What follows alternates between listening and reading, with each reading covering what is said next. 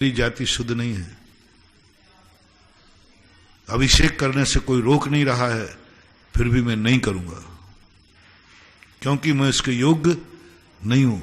उस समय उसको इतना पुण्यबंध होगा, इतना पुण्यबंध होगा कि उस पुण्यबंध को वो 100 भाव तक संभाल नहीं पाएगा। नहीं करने पर सब कह रहे कर लो, हमारे यहां कोई पाबंदी नहीं है, वो कहता नहीं, मैं इसके योग्य नहीं हूं, मैं इसके योग्य नहीं हूं। करने वाले को दुर्गति और नहीं करने वाले की सदगति वो सबसे बड़ी है। मैं सरल उदाहरण देके समझाता हूं। तुम आहार देने आ रहे थे, तुम रास्ते में अशुद्ध हो गए, छू लिया, तो उस समय आहार देने में पुण्य ज्यादा है कि नहीं देने में? बोल भाई नरेंद्र। हैं? अरे महाराज को आहार देने में क्या पाप वाप सब धुल जाएंगे, दो अपन तो चलो, कौन देगा है, किसी को पता थोड़ी है। बोलो सबकी राय क्या है? देने में पुण्यबंध होगा कि नहीं देने में? नहीं देने, बहुत पुण्यबंध होगा। और देने में कोई पाप क्रिया नहीं की उसने, कोई पाप क्रिया नहीं की, महाराज को आहार ही दिया है, लेकिन अशुद्ध हो गया और महाराज को आहार दिया, कोई पाप नहीं किया, तो भी उसे महान महान पाप का बंध होगा। और एक व्यक्ति ने कहा नहीं साहब, मैं आहार बिना दिए रह जाऊंगा, लेकिन मैं अशुद्ध हो गया हूं, आहार तो अब उसको इतना पुण्यबंध होगा, नहीं करने पे पुण्यबंध, करने में पाप बंध। ये जैन दर्शन का विवेक है। कई बार लोग के घर में अशुद्धियां हो जाती हैं, कोई विवाह आदि इधर उधर हो जाते हैं, तो मैंने कहा भैया महाराज जी इसमें क्या बात है, इसमें तो ऐसा होता ही है, ऐसा थोड़ी होता है, हमने इससे शादी कर ली तो आप अभी समाज वाले अभिषेक बंद कर रहे हैं, आपने हार लेना बंद कर दिया, ये कोई तरीका है? कानून से कोई छूट नहीं है, कानून से कोई पाबंदी नहीं है, और बल्कि हम कानून में चले जाएं तो ये सारे पंच बंद जाए। आजकल कानून ऐसा है कि इन्होंने हमारा मंदिर बंद कर दिया क्योंकि हमने उससे शादी कर ली, विधर्मी शादी कर ली, विजाति शादी कर ली, परित्यक्ता से कर ली, विधवा से कर ली, आदि आदि। हाँ, कानून उनके पक्ष में है, इन सबको जेल भेज दूंगा महाराज। और आपने भी आहार नहीं लिया तो महाराज जी ध्यान रखना, हाँ कानून सबके लिए होता है। कौन से कानून की कौन सी धारा के अनुसार आप मुझे रोक रहे हो? मैंने जो किया है कानून के पक्ष में है और है कानून पक्ष में है। अब मैंने कही इससे भिड़ना कोई मतलब की बात नहीं है, क्योंकि कानून तो कानून होता है। मैंने कहा एक बात बताऊं, मैं ले लूंगा हार, अभिषेक भी करा दूंगा। पहले ये बता,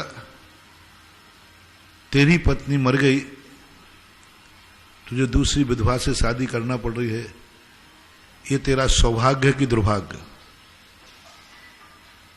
बस इतना बता दे, बाकी मैं कुछ नहीं करूंगा, इतना बता दे। सौभाग्य है तो हिम्मत कर कि भगवान जन्म जन्म तक मुझे जब भी शादी करना पड़े विधवा से करूंगा। बोल, पत्नी मरी थी जब तू रोया था कि नहीं?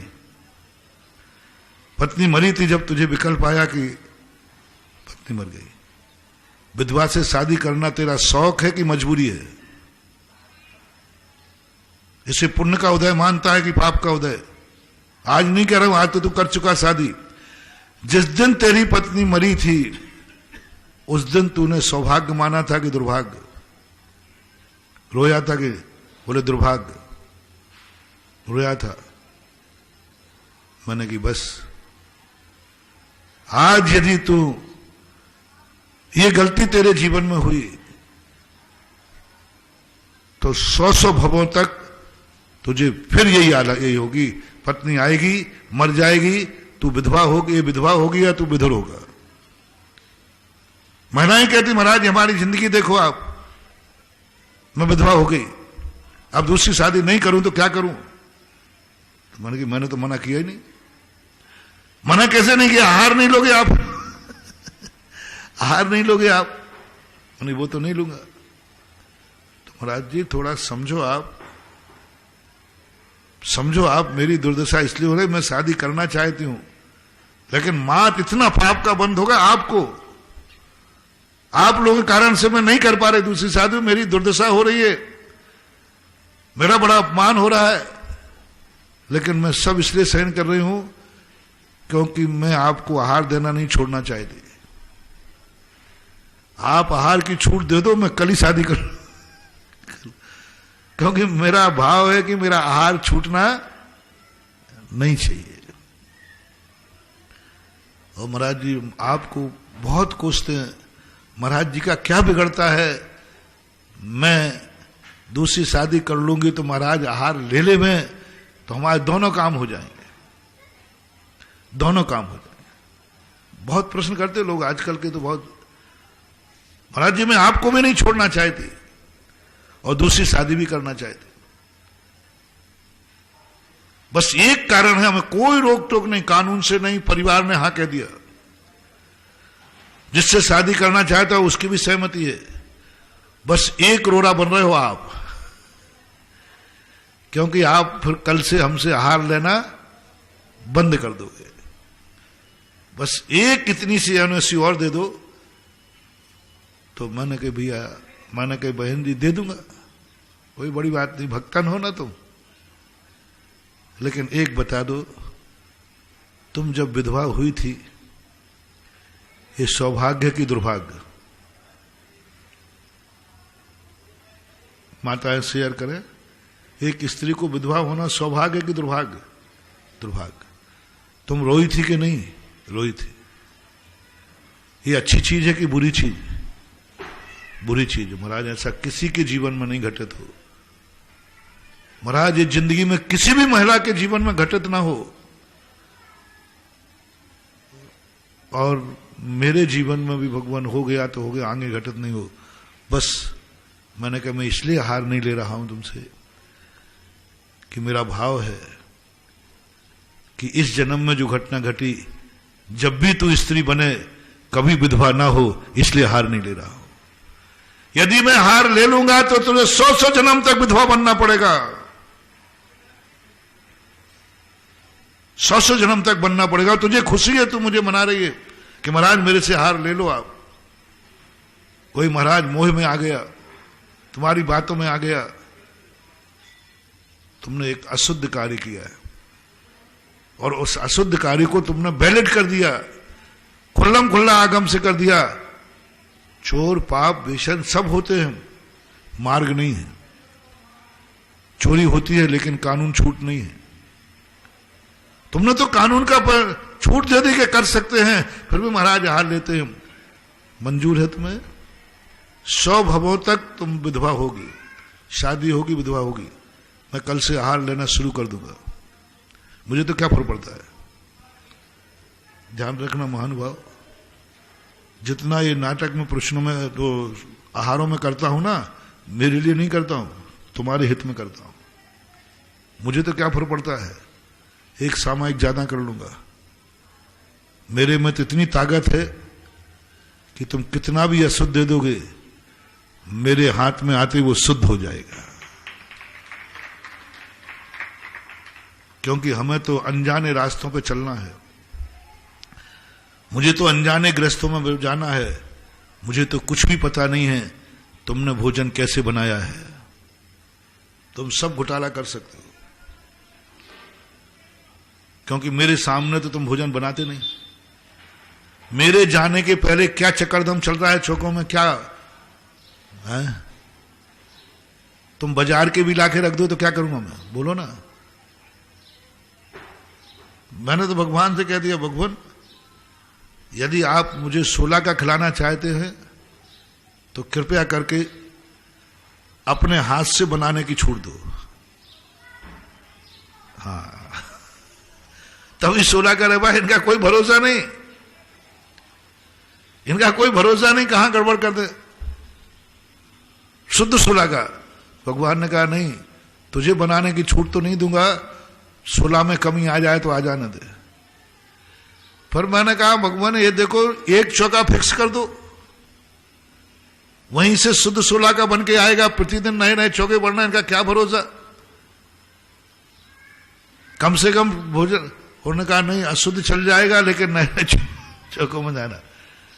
तो भगवान मुझे देखने की छूट दो, भोजन के पहले जब बने तब वहां मैं कुर्सी लगा के ठकर लगा के बैठ जाऊं। हाँ, एक महाराज थे, वे चौक बड़े, वो कहते महाराज जी इन गृहस्थों का कोई भरोसा नहीं है। बहुत पहले की घटना है, ललितपुर के बाद एक चंदेरी है, वहां मिले थे, नाम नहीं बता रहा।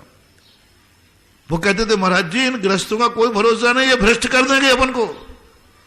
तो वे चौका लगता था, वहीं पीछे धर्मशाला थी, वे पानी भरवाने स्वयं जाते थे, स्वयं खड़े रहते, मेरे सामने पानी भरो। तुमने एक बूंद यदि इधर की उधर कर दी तो एक बूंद में 36,450 जीव होते हैं। महाराज जी इन्होंने एक बूंद बिना छनी कर दी तो, हाँ मैंने कि महाराज कर तो सकते, इन ग्रस्तों का तो कोई भरोसा नहीं है। तो महाराज जी बिना छना पानी, इसलिए हम तो सामने भरवाते। हमने कहा महाराज ठीक बात है। फिर वो सामने चौके में साथ में जाएंगे, 1 मिनट को छोड़ेंगे नहीं, वहीं बैठेंगे, सारा भोजन सामने बनवाएंगे। बोले महाराज जी इनका कोई भरोसा नहीं, कब क्या बना दे। बैठे रहते थे, सब सब्जी मब्जी स्वयं शोधन करके हमारे सामने शोधो, सब कर, और पूरा भोजन बना के ढकवा के आते थे, और फिर वो शुद्धि करने आते थे। मैंने छेड़ दिया, मैंने कि महाराज जी जितनी देर में तुम शुद्धि करने आए उतनी देर में गड़बड़ होगा। तो